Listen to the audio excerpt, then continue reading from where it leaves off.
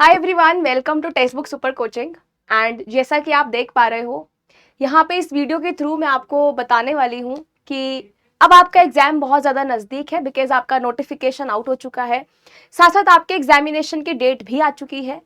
तो बहुत सारे स्टूडेंट ना ये सोचते हैं कि यार हम इतने टाइम से प्रिपरेशन कर रहे हैं, हमें इस यूजीसी नेट की जर्नी में 5 महीने हो गए हैं प्रिपरेशन करते हुए, 4 महीने हो गए हैं, 6 महीना हो गया है, 1 साल हो गया है, लेकिन यहाँ पे हम जेआरएफ फर्स्ट अटेम्प्ट में कैसे क्वालिफाई करें। क्योंकि फर्स्ट अटेम्प्ट जो होता है ना, it is a best attempt, और इस बेस्ट अटेम्प्ट में हम अपने जेआरएफ को कैसे क्वालिफाई करें। तो जैसा कि आप देख भी पा रहे हो पीछे, मैं इस वीडियो के थ्रू अपनी जर्नी शेयर करने वाली हूँ कि मैंने अपना जेआरएफ फर्स्ट टाइम में कैसे क्रैक किया और कैसे प्रिपरेशन करा, कौन कौन सी मिस्टेक जो मैंने करी वो आप लोगों को मैं बताऊं ताकि आप वो सारी मिस्टेक्स ना करो। तो सबसे पहले हम जानेंगे कि फर्स्ट अटेम्प्ट में जेआरएफ क्वालिफाई कैसे किया जाता है, मतलब हम क्या क्या चीज़ें कर सकते हैं, क्या क्या प्रैक्टिसेस फॉलो कर सकते हैं, क्या क्या चीज़ें अपना सकते हैं जब भी हम जेआरएफ की प्रिपरेशन कर रहे होते हैं। तो स्टेप बाय स्टेप हम चलेंगे और मैं आपको सारी चीज़ें बताऊंगी, और ये सारी चीज़ें मैं अपनी जर्नी से रिलेट कर कर आपको बता रही हूँ ताकि जो गलतियां मैंने करी वो आप लोग ना करो। तो पहले हम डिस्कस करेंगे स्ट्रैटेजी के बारे में कि फर्स्ट अटेम्प्ट में जेआरएफ क्वालिफाई कैसे किया जाता है, एंड यहाँ पे फिर मैं आपको अपनी जर्नी बताऊंगी। So let's start with this video. Please इस वीडियो को एंड तक जरूर देखिएगा। जिन्होंने भी टेलीग्राम नहीं ज्वाइन किया है, जो भी होम साइंस एस्पिरेंट मेरी क्लासेस देखता है, तो please join this Telegram group ताकि आपको मेरी क्लासेस की नोटिफिकेशन यहाँ पर मिलती रहे। एक बहुत ही अच्छा कोट जो कि मेरा बहुत फेवरेट कोट है, एक शिव खेड़ा की बुक है यू कैन विन, जीत आपकी, available in English and Hindi both. तो वो बोलते हैं कि जीतने वाला कोई अलग काम नहीं करते, मीन्स जीतने वाले कोई अलग काम नहीं करते, वो हर काम अलग ढंग से करते हैं। मीन्स ये वाला कोट मेरा बहुत फेवरेट है, और इसकी बुक भी मैंने पढ़ी है, यू कैन विन, जीत आपकी। तो ये दिखने में बहुत आपको चार लाइन दिख रही होंगी, बट इसका बहुत डीप मीनिंग है कि जीतने वाले कोई अलग काम नहीं करते, लेकिन वो हर काम अलग ढंग से करते हैं। तो आई होप आपको ये समझ में आ गया होगा। Means smart work is necessary. जब भी आप जेआरएफ की प्रिपरेशन कर रहे होते हो, तो जो जेआरएफ क्रैक कर लेते हैं, है ना, तो वो ऐसा क्या करते हैं, ऐसा उनकी क्या स्ट्रैटेजी रहती है, उसके बारे में आज हम बात करेंगे। तो वो कोई अलग काम नहीं कर रहे हैं, लेकिन यस, वो वही काम एक अलग तरीके से कर रहे हैं। जिनका नेट क्वालिफाई है और जो जेआरएफ के लिए प्रिपरेशन कर रहा है, तो वो उनके लिए जेआरएफ ज्यादा दूर नहीं है, वो सिर्फ एक ही कदम पीछे है, सिर्फ एक ही कदम पीछे है, और बस उनको एक छलांग मारनी है और वो जेआरएफ के नजदीक होंगे।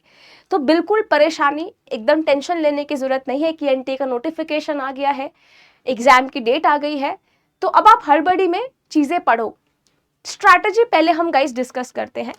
पहले हम जानते हैं कि फर्स्ट अटेम्प्ट क्यों जरूरी है, क्यों फर्स्ट अटेम्प्ट हमारे लिए बहुत महत्वपूर्ण है, हम क्यों यहाँ पर सेकेंड थर्ड फोर्थ अटेम्प्ट की बात ज्यादा नहीं करते हैं। बिकॉज आपका जो मोमेंटम रहता है, आपका एक माइंडसेट रहता है ना फर्स्ट अटेम्प्ट में, वो बहुत फ्रेश रहता है, क्योंकि आपको बहुत स्क्रैच से पढ़ना होता है, आप बहुत बेसिक से स्टार्ट करते हो। तो पहला अटेम्प्ट सबसे ज्यादा जरूरी रहता है। आपके अंदर जोश भी रहता है नए नए टॉपिक्स को पढ़ने का, नई नई किताबें पढ़ने का, और आप एक फ्रेश माइंड के साथ जो है शुरुआत करते हैं। प्रेशर कम होता है और आपका कॉन्फिडेंस बहुत ज्यादा है, क्योंकि आप फर्स्ट टाइम उस चीज को पढ़ रहे हो, तो आपको नए टॉपिक्स पढ़ने में अच्छा लगेगा, आपका माइंडसेट बहुत अच्छा रहता है, और आपको ज्यादा प्रेशर भी फील नहीं होता, क्योंकि एक आप नई जर्नी में आए हो, आप एक नई चीज पढ़ रहे हो। उसके बाद आपका फर्स्ट अटेम्प्ट में आपका समय भी बचता है, आपकी एनर्जी, पैसा भी बचता है। लेकिन जैसे मैं third second third fourth fifth attempt की बात करूं, अगर आप फर्स्ट अटेम्प्ट में नहीं क्रैक करते हो, आपका सेकंड अटेम्प्ट में भी आपका जोश रहता है, लेकिन थर्ड फोर्थ अटेम्प्ट तक आपका जोश खत्म हो जाता है। आपको ऐसा लगता है कि यार अब हम क्या पढ़े, हमने तो ये सारी चीज पढ़ ही ली है, अब दोबारा दोबारा क्या पढ़ना, हमें तो सिर्फ रिवीजन की जरूरत है, और फिर आपका रिवीजन भी एक अच्छे तरीके से नहीं हो पाता है। उसके बाद फर्स्ट अटेम्प्ट में ना आपका जो रिसर्च और करियर है ना, उसमें आपको एक कंपटीशन देखने को मिलता है। जैसे कि आपके अंदर वो जुनून, वो जज्बा रहता है जब भी हम फर्स्ट अटेम्प्ट की प्रिपरेशन करते हैं कि यार हमें तो इसको फर्स्ट अटेम्प्ट में ही क्वालिफाई करना है और फर्दर पीएचडी के लिए मूव करना है। वहीं पर अगर आप second third fourth fifth attempt की बात करोगे, उतना आपका कॉन्फिडेंस लूज होता चला जाता है। आपको लगता है कि यार अभी तो ये सब चीजें पढ़ी थी, अब दोबारा दोबारा हम ये चीजें क्यों पढ़े। सो इसलिए हमेशा याद रखना कि फर्स्ट अटेम्प्ट में अपना जेआरएफ क्रैक करने की स्ट्रैटेजी बनाना, बिकॉज आने वाले समय में पता नहीं एनटीए आपके लिए क्या क्या चेंजेस ला दे। तो कोशिश करना कि आपका फर्स्ट अटेम्प्ट में ही जीआरएफ क्वालिफाई हो जाए। उसके बाद माइंडसेट क्या रहना चाहिए जब आपका फर्स्ट अटेम्प्ट है, तो फर्स्ट अटेम्प्ट के लिए आपका माइंडसेट ये रहना चाहिए, देखो हम ये बोलते हैं कि हमें दुनिया बहुत ज्ञान देती है ना, हम बोलते हैं कि यार कंसिस्टेंसी बनाओ, आप ये सोचो कि आपके लिए पॉसिबल है, but it is very true, it is a universal fact कि भाई अगर आप जो अपने माइंड में सोचोगे ना वही होगा आपके साथ। तो फर्स्ट अटेम्प्ट मानकर अपने माइंड में सेट कर लो कि हमें फर्स्ट अटेम्प्ट में ही क्रैक करना है जेआरएफ एट एनी कॉस्ट, अपने लिए नहीं तो अपने पेरेंट्स के लिए। हमेशा आपको ये सोचना है कि भाई ये चीज संभव है, एवरीथिंग इज पॉसिबल। आप पढ़ने बैठोगे ना, आपको समझ में आएंगी चीजें, क्वेश्चन सॉल्व करोगे, मैक्सिमम जितने आपके क्वेश्चन सही होंगे आपको कॉन्फिडेंस आने लगेगा कि ये सब आपको ये टॉपिक समझ में आ रहा है। उसके बाद आपको असफलता के डर से बचना है। ऐसा नहीं, आपको ये डर नहीं अपने मन में बैठाना है कि आप फेल हो जाओगे। फेलियर कुछ नहीं होता है, फेलियर जस्ट एक हमारे लिए एक्सपीरियंस है जो हमें सिखाता है कि हम सक्सेस तक कैसे पहुंचे। सो फेलियर भी लाइफ में बहुत जरूरी है, लेकिन फेलियर से डरना नहीं है, ठीक है। अगर नेट हो जाता है, जीआरएफ नहीं होता तो कोई बात नहीं, सिर्फ सेकंड अटेम्प्ट में उसको हम क्लियर करने की कोशिश करेंगे, बट अपना टारगेट बनाओ कि आप पहले अटेम्प्ट में इसको क्रैक कर दो। स्ट्रैटेजी पे फोकस करो, घंटों पे नहीं। बहुत सारे स्टूडेंट यार हम तो 15-20 घंटे पढ़ लेते हैं तो हमारा फिर भी जीआरएफ क्रैक नहीं हो रहा है। तो भाई you should focus on the quality not quantity. Quantity मत गिनिए कि आपने कितना पढ़ा है, कितने घंटे पढ़ा है, just focus on the quality कि आप कितना क्वालिटी का पढ़ रहे हो और आपको कितनी चीजें उससे याद हो रही हैं, ठीक है। And last but not least your consistency. जितना ज्यादा आप कंसिस्टेंट रहोगे ना, आपको मोटिवेशन मिलेगा। आपको क्या करना है, जब आपको लगता है ना कि यार अब मोटिवेशन नहीं बचा है, अब हमें नींद आ रही है, अब हमें पढ़ने का मन नहीं है, तो बहुत आसान क्वेश्चन लगाने शुरू कर दो, या ऐसे टॉपिक के क्वेश्चन लगाने शुरू कर दो जो आपको बहुत अच्छे लगते हो। आपके क्वेश्चन सही होंगे, आपको कॉन्फिडेंस बिल्डअप होगा, आप फिर दूसरे क्वेश्चन लेकर बैठ जाओगे। सो कंसिस्टेंसी बनानी बहुत जरूरी है, और कंसिस्टेंसी तब बनेगी जब आपके मन में मोटिवेशन रहेगा। तो डिसिप्लिन और कंसिस्टेंसी, आपको रेगुलर पढ़ना है, चाहे कम पढ़ो बट डेली पढ़ना है। ऐसा नहीं कि आज पढ़ रहे हो फिर 2 महीने के बाद बुक्स उठा रहे हो, ऐसा नहीं करना है। कंसिस्टेंसी आपको बनाए रखनी है। उसके बाद आपको सिलेबस के साथ सिलेबस एनालिसिस पहले करना है। ये सब अभी मैं स्ट्रैटेजी बता रही हूँ, फिर मैं अपनी जर्नी के बारे में भी शेयर करूंगी, ठीक है। सो यहाँ पे सिलेबस एनालिसिस आपको करना बहुत जरूरी है, क्योंकि अगर आपको पता ही नहीं है कि सिलेबस क्या है तो आप कैसे प्रिपरेशन करोगे। तो आपको सिलेबस को ना ब्रेक डाउन कर लेना है, ठीक है। जैसे आप यूनिट वाइज जो आपको यूनिट नहीं आती है वो सबसे पहले कीजिए, उसके हिसाब से आप अपना सिलेबस जो है वो बना लीजिए। उसके बाद जो हाई वेटेज टॉपिक है, जो आपको लगता है कि बहुत ज्यादा एग्जाम में टारगेट किया जाता है, तो आप हाई वेटेज टॉपिक को पहले पढ़िए। अपने वीकली टारगेट सेट करिए कि आपको इस वीक में ये वाला यूनिट खत्म करना है along with the previous year questions, ठीक है। स्मार्ट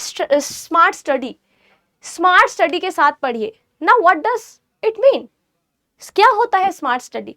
स्मार्ट स्टडी का मतलब होता है कि आप एक अच्छी क्वालिटी के नोट्स पढ़ रहे हो एंड साथ साथ आप उसके क्वेश्चंस भी सॉल्व कर रहे हो, ठीक है। और जो गलतियां हैं वो आप लिख रहे हो।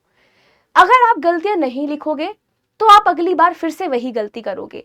तो ये कुछ चीजें हैं जो आपको सिलेबस के साथ शुरू करनी है। तो जो आपको यूनिट पहले नहीं आती है पहले वो पढ़िए, बिकॉज वो आपके लिए बहुत फ्रेश यूनिट है, और आप फर्स्ट अटेम्प्ट में अपना जीआरएफ क्वालिफाई करना चाह रहे हो तो वो वाले यूनिट्स को ज्यादा फोकस करो जिसमें सबसे ज्यादा टॉपिक्स पूछे जाते हैं। देन सबसे ज्यादा जो शक्ति होती है, सबसे ज्यादा जो पावर है वो है हमारे PYQs। जैसा कि अभी आपको पता है कि बहुत कम दिन बचे हैं आपके एग्जाम के लिए, आपके नोटिफिकेशन आ गया है, दिसंबर लास्ट में आपका एग्जाम शुरू होने वाला है। तो अब समय है कि आप प्रीवियस ईयर क्वेश्चंस लगाना शुरू कर दो। मिनिमम आपको 5 ईयर के 5 साल के प्रीवियस ईयर क्वेश्चन आपको लगाने हैं। जैसे कि 2020 से अगर आप 2020 से 25 तक के भी क्वेश्चंस लगाओगे ना, that is more than sufficient. और ज्यादा नहीं तो आप 7 to 8 ईयर्स बैक के भी लगा सकते हो, लेकिन 5 साल के प्रीवियस ईयर क्वेश्चंस बहुत है। बहुत सारे क्वेश्चन आपके रिपीट होते हैं, इसलिए बोला जाता है PYQs पे फोकस कीजिए। और जो आजकल नए नए कॉन्सेप्ट पूछे जा रहे हैं वो आपके इन प्रीवियस ईयर क्वेश्चंस में ही दिख जाते हैं। जैसे कि अभी जो है कंपटीशन बढ़ गया है, कैंडिडेट्स बढ़ गए हैं, तो क्या है, नए नए चीज़ें पूछी जा रही हैं। तो वो नई जो चीज़ें पूछी गई हैं, वो जो नए कॉन्सेप्ट पूछे जा रहे हैं, वो आपको इन्हीं प्रीवियस ईयर क्वेश्चंस में मिलेंगे। तो please focus on the 5 year PYQs। उसके बाद जो आपको रिपीटेड टॉपिक्स है, ठीक है, जैसे मान लो कोई टॉपिक आपके यूनिट में, कोई आपके सिलेबस में रिपीट हो रहा है। मैं होम साइंस पढ़ाती हूँ तो मैं होम साइंस की बात करूंगी। जो भी आप लोगों का सब्जेक्ट है, जो भी टॉपिक रिपीट हो रहे हैं ना, उनको आप प्रायोरिटी रखिए, उनके ज्यादा क्वेश्चंस आप सोल्व कीजिए। उसके बाद PYQ का पैटर्न क्या चल रहा है, क्या ट्रेंड रहा है PYQs का। पहले के टाइम में बहुत आसान पेपर आता था, है ना, ऑल्दो अब भी आसान है बट उतना आसान नहीं है, ठीक है। तो पहले असर्शन रीजन क्वेश्चन आता था, अब नहीं आता है, अब क्रोनोलॉजिकल क्वेश्चन बहुत ज्यादा पूछे जाते हैं। तो ऐसे चीजों पे आपको फोकस करना है कि PYQ का जो ट्रेंड है वो क्या बदला है, नए क्वेश्चन कहाँ से पूछे जा रहे हैं, कौन से करंट अफेयर्स के बारे में बात करी जा रही है, पैटर्न क्या चला गया है अब, तो उस चीज के बारे में आपको फोकस करना है। और आपको एग्जाम फॉर्मेट में ही प्रैक्टिस करना है। जब भी आप मॉक लगाओगे, जब भी आप मॉक टेस्ट लगाते हो ना, तो मॉक टेस्ट से ही आपको आइडिया मिलता है कि पेपर का पैटर्न क्या है। जो आपके फुल लेंथ मॉक टेस्ट आते हैं फॉर पेपर 1 एंड पेपर 2, जब आप उनको लगाओगे तो आपको पता चलेगा कि एग्जाम का पैटर्न कैसा आता है। तो मैक्सिमम आपको एग्जाम फॉर्मेट में ही क्वेश्चंस को प्रैक्टिस करना है। Now what should be your revision strategy. आपकी रिवीजन स्ट्रैटेजी क्या होनी चाहिए। पहली रिवीजन आपकी होनी चाहिए विद इन 7 डेज। मतलब कि आप जो छोटे छोटे शॉर्ट नोट्स बनाकर रखते हो ना, वो फर्स्ट रिवीजन है आपका, जिसमें सिर्फ आपको एक गो थ्रू करना है। सेकेंड रिवीजन आपका होना चाहिए 15 डेज के अंदर, ठीक है।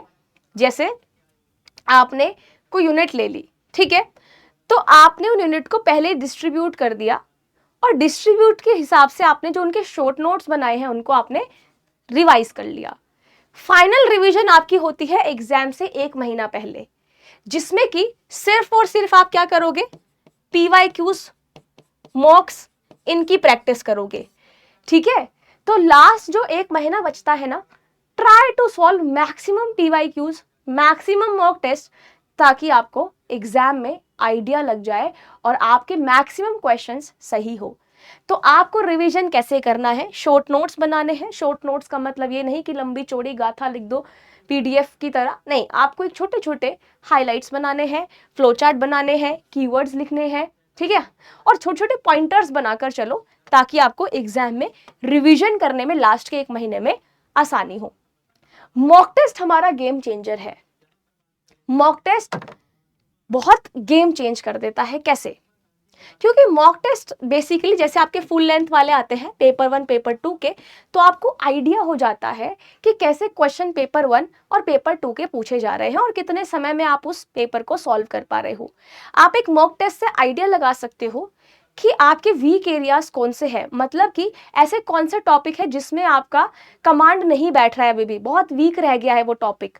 तो मॉक लगाना बहुत जरूरी है। अगर आप वीकली 1-2 मॉक भी लगाओगे या रात में सोने से पहले 1 मॉक टेस्ट भी लगा लोगे ना डेली, तो भी बहुत आपको हेल्प करेगा फर्स्ट टाइम में JRF क्रैक करने के लिए। सो ये सारे टिप्स हैं जिससे आप फर्स्ट टाइम में ही JRF के नजदीक आ सकते हो, JRF तक पहुंच सकते हो। उसके बाद आपको टाइमर के साथ प्रैक्टिस करना है। मॉक में वो टाइमर चलता रहता है 3 घंटे का, जैसे आपको पूरा एग्जाम वाला फील आता है कि आप एग्जाम में 3 घंटे बैठे हुए हो और आपका टाइमर वहां चलता रहेगा, आपको प्रैक्टिस होती रहेगी एग्जाम की, ठीक है। देन आपको जो आपके वीक एरियाज है, मॉक से पता चलता है, PYQ से पता चलता है कि आपको कौन सा टॉपिक अभी भी क्लियर नहीं हुआ है। तो अपने वीक एरियाज को आइडेंटिफाई कीजिए with the help of mock test. Then अपनी एक्यूरेसी और स्पीड आपकी इंप्रूव होती है।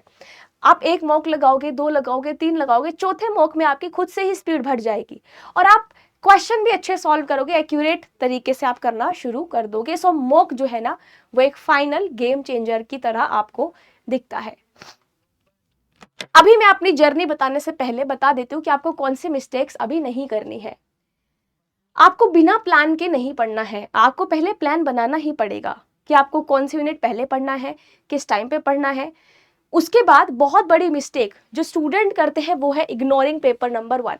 पेपर नंबर 1 को इग्नोर कर देते हैं, जबकि पेपर नंबर 1 जो है उसमें भी बहुत सारे ऐसे टॉपिक है जो आपके स्कोरिंग टॉपिक्स हैं, जिसमें से बढ़िया स्कोर आपके बन सकते हैं। सो पेपर 1 को बिल्कुल भी इग्नोर नहीं करना है एट एनी कॉस्ट, क्योंकि पेपर 1 जो है वो भी एक गेम चेंजर है। कोई रिवीजन साइकिल नहीं है आप लोगों का। आप सोचते हो कि हमने पढ़ लिया तो ठीक है, अब रिवीजन करना जरूरी नहीं है क्योंकि हमने तो सारे टॉपिक पढ़ लिए, हमारे तो syllabus complete. But no, revision करना बहुत ज्यादा जरूरी है। मैं फिर बोलूंगी, revision, revision and revision. Test practice करना हम भूल जाते हैं। बहुत सारे स्टूडेंट हैं जो मॉक टेस्ट नहीं लगाते हैं, जो PYQs नहीं करते हैं। तो ऐसी गलतियां आप लोगों को नहीं करनी है। और ओवरलोड, ये बहुत इंपॉर्टेंट है। हम इतनी बुक्स इकट्ठी कर लेते हैं, पढ़ते उसमें से एक है। हम क्या करते हैं, एक पढ़ी, इतनी सारी इकट्ठी कर ली। और बहुत सारे स्टूडेंट क्या करते हैं, सारे मटेरियल को इकट्ठा पढ़ना शुरू कर देते हैं। उससे आपका समय बर्बाद होता है। तो इतना ओवरलोड नहीं करना है। आपके पास जो बुक्स हैं, जो नोट्स है, पढ़िए, एक जगह से पढ़िए, अच्छा पढ़िए, क्वालिटी का पढ़िए। तो ऐसे मिस्टेक्स गाइज आपको नहीं करनी है। अब लास्ट 60 डेज की आपकी स्ट्रैटेजी क्या होगी? ऑन एन एवरेज आपके 60 डेज हम मानकर चलते हैं, तो आपकी स्ट्रैटेजी रहेगी 80% आपको रिवीजन करना है, 20% आपको प्रैक्टिस करने हैं, जो भी आपके क्वेश्चंस और आपके मॉक टेस्ट है। रिवीजन करोगे अपने शॉर्ट नोट से, डायग्राम से, जो इंपॉर्टेंट आपके टॉपिक्स रहे हैं एग्जाम में। और आपको डेली मॉक टेस्ट और PYQs तो सॉल्व करने ही करने हैं।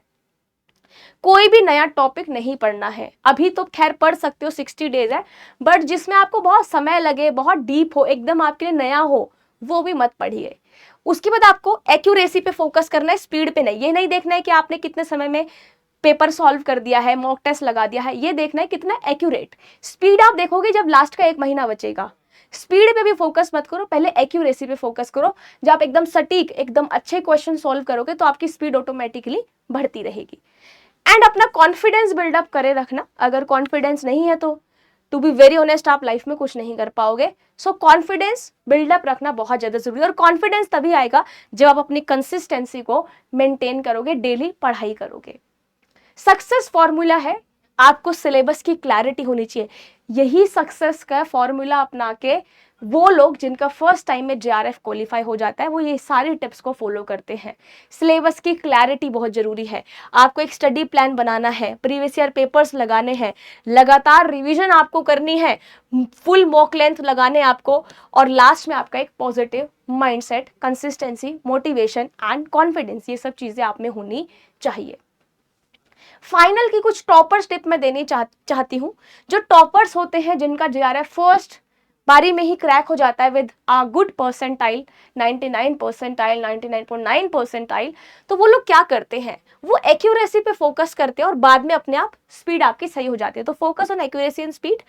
गलतियों से सीखना है। लोग गलतियां करके भूल जाते हैं कि हमने क्वेश्चन गलत करा, लेकिन वो ये नहीं देखते कि क्वेश्चन क्यों गलत करा। तो please focus on your mistakes. आपको अपनी मिस्टेक से सीखना है, आपको रिवाइज करना है, ओवर स्टडिंग नहीं करनी है। ज्यादा पढ़ने के बजाय आपको रिवीजन करना है। और स्मार्ट स्ट्रेटेजी प्लस कंसिस्टेंसी, यही बनाती है आपको JRF, यही दिलाती है आपको JRF। क्योंकि स्मार्ट स्ट्रेटेजी, मैंने अभी क्या बोला, जीतने वाले कोई अलग काम नहीं करते, वो हर काम अलग ढंग से करते हैं। So this is smart strategy and consistency is equal to JRF। अब मैं अपनी जर्नी आप लोगों के साथ शेयर कर देती हूँ। मेरी जर्नी थी, ये तो मेरा टाइम टेबल आप लोगों को दिख रहा है। जब मैंने अपनी प्रिपरेशन स्टार्ट की थी JRF की, तो मैंने मास्टर्स के बाद ही, तुरंत बाद ही अपना JRF की पढ़ाई जो है वो स्टार्ट कर दी थी। और जब 2019 का दिसंबर में मैंने एग्जाम दिया था, तो तब मैंने पहली बार में ही JRF को क्रैक किया था। एंड एट दैट टाइम मेरे माइंड में मल्टीपल एग्जाम्स के बारे में चल रहा था, क्योंकि I was preparing for a different examination, but yes मुझे JRF भी करना था ताकि मैं आगे PhD में मूव कर सकूं। एंड एट दैट टाइम मैंने सोचा कि पहले हम JRF को कर लेते हैं, PhD का थोड़ा सा रास्ता खुल जाएगा और फिर मैं मल्टीपल कॉम्पिटिटिव एग्जाम्स भी दे सकती हूँ, मैं तो उसके लिए एलिजिबल हो जाऊंगी। और नेट से मेरा ये भी था कि मुझे पढ़ाना है, बिकॉज मेरा शुरू से ही पैशन था टीचिंग का। बिकॉज मेरा फैमिली बैकग्राउंड भी, मेरी मदर जो है शी इज़ अ टीचर, तो उनसे मुझे बहुत ज़्यादा मोटिवेशन मिलता था। जब वो पढ़ाती थी तो मुझे लगता था कि यस मुझे भी पढ़ाना चाहिए। तो उन्हीं से ही, पेरेंट्स से ही मुझे अपने मोटिवेशन मिला, और इसलिए मैंने इस टीचिंग लाइन को चूज़ करा। जब मैंने इस टीचिंग लाइन को चूज़ करा तो हम लोगों के आसपास के लोग ये बोलते थे कि टीचर बनना बहुत आसान है, टीचर बनना बहुत आसान है, सुबह जाओ और दोपहर तक छुट्टी हो जाती है, जैसे कि स्कूल के टीचर्स की हम बात करें। तो मुझे लगता था कि यार टीचर बनना आसान भी है और मेरा पैशन भी है। बट जब मैं अपनी मम्मी को देखती थी, तो it is not an easy task. Teacher बनना बिल्कुल आसान नहीं है, बहुत मेहनत लगती है, बहुत कड़ी मेहनत लगती है, और जीआरएफ तक पहुंचने में तो बहुत ही ज़्यादा मेहनत लगती है। Then I started by preparation. जब मैंने अपनी प्रिपरेशन स्टार्ट करी, तो जैसे कि मैंने अपना जेआरएफ क्रैक करा होम साइंस में, बट मेरा होम साइंस बैकग्राउंड ही नहीं था। जब मैंने अपनी प्रिपरेशन स्टार्ट करी, तो मेरा जो मास्टर्स था वो था फूड साइंस और टेक्नोलॉजी में, and home science was a very different subject for me. मुझे होम साइंस की कुछ यूनिट पहले नहीं आती थी। जब मेरे पास ऑप्शन नहीं था, बिकॉज मेरे पास जो यूजीसी नेट था वो होम साइंस में ही था, और फूड साइंस एंड टेक्नोलॉजी में अपना यूजीसी नेट नहीं होता है। तो जब मैंने होम साइंस के लिए प्रिपरेशन करना चालू करा धीरे धीरे, तब मुझे चीज़ें समझ में आने लगी कि यस, जो ये नए नए टॉपिक्स हैं इनको मैं कैसे पढूं। आई वॉज वेरी डिप्रेस्ड, और मुझे ये था कि फर्स्ट टाइम में ही क्रैक करना है और मेरे पास कोई ऑप्शन नहीं है। उसके बाद मैंने नई नई चीज़ें पढ़नी शुरू करी। ओके, मैंने गूगल से बहुत सारी चीज़ें पढ़ी, ठीक है, नई नई चीज़ें पढ़ी। उसके बाद मैंने कुछ एनसीईआरटी की बुक्स पढ़ी, कुछ आर्टिकल्स पढ़े, वहाँ से मैंने अपनी प्रिपरेशन जो है इस तरीके से शुरू करी। तो जब मैं प्रिपरेशन कर रही थी, तो 2-3 महीने ही हुए थे। 2-3 महीने में जेआरएफ जो है वो क्रैक तो नहीं हो, मतलब सिलेबस नहीं होता है। सेम सिलेबस तब भी था मेरे पास, पेपर 1 भी था, पेपर 2 भी था। पेपर 1 मेरे लिए थोड़ा सा आसान भी रहा है, क्योंकि उसमें रिसर्च, लॉजिकल रीजनिंग, ये सब मेरा जो है वो बहुत अच्छा था।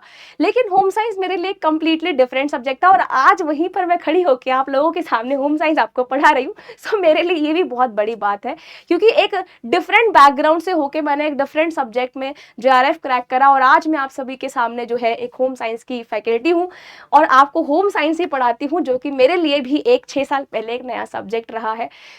मैंने भी बहुत मेहनत की थी उस जेआरएफ तक पहुंचने के लिए। जो भी नए नए टॉपिक्स थे, मैं भी बहुत डिप्रेस हुई बीच में, क्योंकि कुछ नहीं समझ में आ रहा था, प्रीवियस ईयर क्वेश्चंस बहुत ज़्यादा गलत हो रहे थे।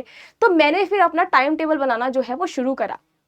जब एग्जाम नज़दीक आया, तो मैंने एक टाइम टेबल बनाया, जो कि आपको ये पीछे दिख रहा है। जैसे मैं 7 बजे अपना पढ़ाई शुरू करती थी, और पेपर 2 पहले मैं होम साइंस जो है, क्योंकि मेरे लिए वो नया था, तो मैं उसमें कोर कॉन्सेप्ट पढ़ती थी यूनिट वाइज, जो मुझे नहीं आते थे। जैसे मेरी टेक्सटाइल बहुत वीक थी, अपैरल डिज़ाइनिंग बहुत वीक था, तो मैंने वहाँ से अपना जो है पढ़ाई करनी चालू करी, क्योंकि मेरे लिए फूड साइंस और फूड न्यूट्रिशन वाली यूनिट्स जो है बहुत फेमिलियर थी। तो मैंने वहाँ से पढ़ाई जो है अपनी चालू करी।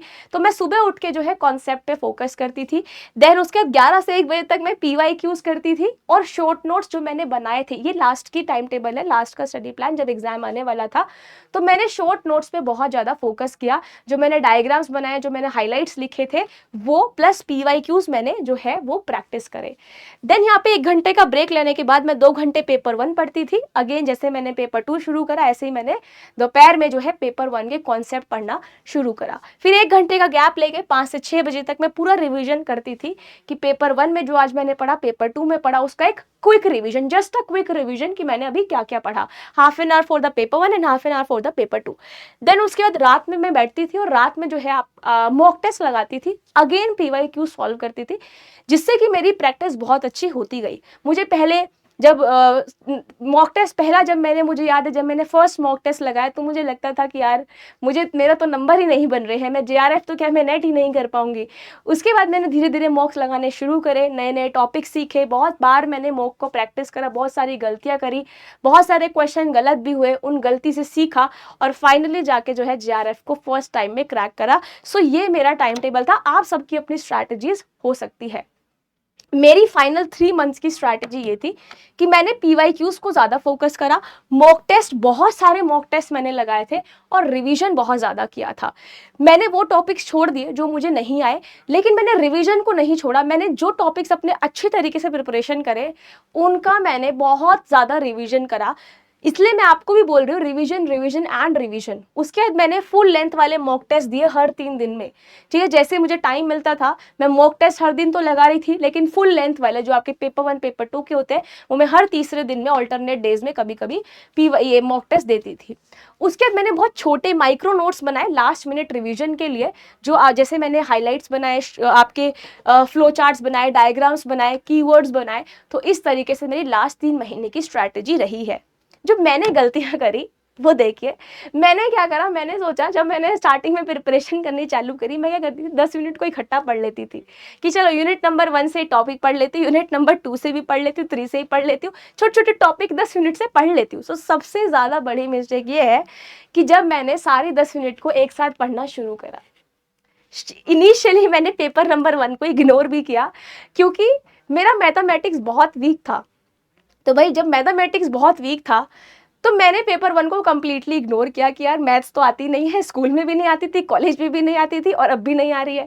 तो मैंने स्टार्टिंग में पेपर नंबर 1 को जो है इग्नोर किया, लेकिन जब मैंने मॉक लेंथ लगाया तब मुझे आइडिया हुआ कि यार पेपर 1 कितना इंपॉर्टेंट है, ठीक है। उसके बाद मैंने ना लेक्चर्स देखे, जैसे मान लो यूट्यूब पे आप मेरे लेक्चर्स देखते हैं, ऐसे ही मैंने 2-3 लेक्चर्स देखे पेपर 1 के लिए, कभी पेपर 2 के लिए, क्योंकि पहले इतना ऑनलाइन टूल्स हमें नहीं मिलता था। 6 साल पहले इतना ऑनलाइन रिसोर्सेज अवेलेबल नहीं थे। 1-2 लेक्चर्स होते थे वो मैंने धीरे धीरे देखे, लेकिन उनके नोट्स नहीं बनाए, बस देखा लेक्चर, फोन बंद किया, खत्म। नोट्स मैं खुद से ही बना रही हूँ। तो ये मेरी बहुत बड़ी मिस्टेक है कि मैंने नोट्स जो है वो लेक्चर्स को देख के नहीं बनाया, क्योंकि मेरे माइंड से फिर वो चीज़ें मैं भूल गई, है ना। देन उसके बाद मैंने रिविजन बहुत लेट शुरू किया था। लास्ट 3 महीने की जो मेरी स्ट्रैटेजी थी ना, मैंने रिवीजन बहुत लेट शुरू करा। रिवीजन मैंने इसलिए लेट शुरू करा क्योंकि बीच में मेरे को टाइफॉइड हो गया था, जिसकी वजह से मेरा 1-2 हफ्ते जो है वो वेस्ट हो गया, पढ़ाई नहीं कर पाई। तो मेरा जो लास्ट 3 महीने था ना, थोड़ा सा उससे भी डिले हो गया मेरा रिवीजन। तो रिवीजन पे प्लीज़ आप लोग फोकस करिएगा। और फिर उसके बाद मैंने बिगिनिंग में मॉक टेस्ट नहीं लगाए, लास्ट के जब 3 महीने बच गए तब मैंने मॉक टेस्ट लगाने शुरू करे। बिगिनिंग में मैंने कोई मॉक टेस्ट जो है वो नहीं लगाया, और मॉक टेस्ट लगाना बहुत ज़्यादा ज़रूरी है, क्योंकि अगर आप मॉक टेस्ट नहीं लगाओगे तो फिर आपको समझ में नहीं आएगा कि आपका पेपर का पैटर्न क्या रहा है। सो मैंने ये सब गलतियां करी, छोटी छोटी, नॉट अ छोटी गलती बट बड़ी गलती थी। पेपर नंबर 1 को इग्नोर मत कीजिएगा, नोट्स बनाइए, रिवीजन बहुत लेट नहीं शुरू करना है। और शुरू में अगर आप मॉक टेस्ट नहीं लगा रहे हो तो भी ये बहुत बड़ी जो है आपकी मिस्टेक है। बिफोर द एग्जाम मेरा 90% सिलेबस कंप्लीट हो चुका था। मैंने हर चीज़ 3 बार रिवाइज कर ली, 3 महीने में ही सब खींच दिया, ठीक है। लास्ट के मतलब रिवीजन किया, बेसिकली टॉपिक्स वगैरह सब पहले ही क्लियर कर लिए थे, बट रिवीजन जो है मैंने 3 बार करी, शॉर्ट नोट्स की, डिटेल नोट्स की नहीं, जो मैंने शॉर्ट नोट्स बनाए थे। उसके बाद मैंने 20+ मॉक टेस्ट कर लिए थे पूरे, और मैंने लास्ट 10 ईयर के PYQs को सॉल्व करा। सो आप लोग भी ये सब चीज़ें सीखिए, जो मैंने गलती करी वो आप ना करो, और इस बार आपका जो दिसंबर का एग्जामिनेशन है वो बहुत ही अच्छा हो। एक ही बार में ट्राई करो कि आपका JRF जो है वो क्रैक हो जाए। तो ये थी मेरी प्रिपरेशन जर्नी, क्या मैंने मिस्टेक करी, क्या नहीं करी, ठीक है। तो आप भी सीखिए और अपनी स्ट्रैटेजी बनाइए। एंड यहाँ पे दिवाली सेल चल रही है, जो स्टूडेंट एनरोल करना चाहता है UGC नेट में, you can enrol in the JRF booster course. And साथ साथ असिस्टेंट प्रोफेसर पे भी सेल चल रहा है, अगर आप एनरोल करना चाहते हो तो you can enrol in the assistant professor batches also. And here is the mega cashback, जिनका नेट क्वालिफाई होता है उनको 5100 मिलेगा, और JRF क्वालिफाई करने पे 11,000। साथ साथ +6 मंथ्स की extra validity and spin and win offer is available for you guys.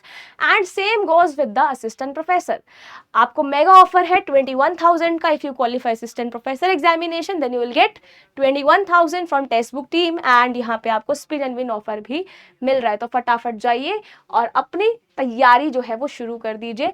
जो मैंने गलतियां करी वो मत करना, एंड बिफोर द एग्जाम अपना 90% सिलेबस पूरा कर लेना, सब चीज़ों को रिवाइज कर लेना 3 बार नहीं तो 2 बार, maximum PYQs, maximum mock test. And यहाँ पे जो लास्ट 10 ईयर और 5 ईयर के जो PYQs है उनको जरूर कवर कीजिएगा। आई होप आपको ये वीडियो बहुत हेल्पफुल लगेगा। Thank you so much, take care everyone and happy Diwali.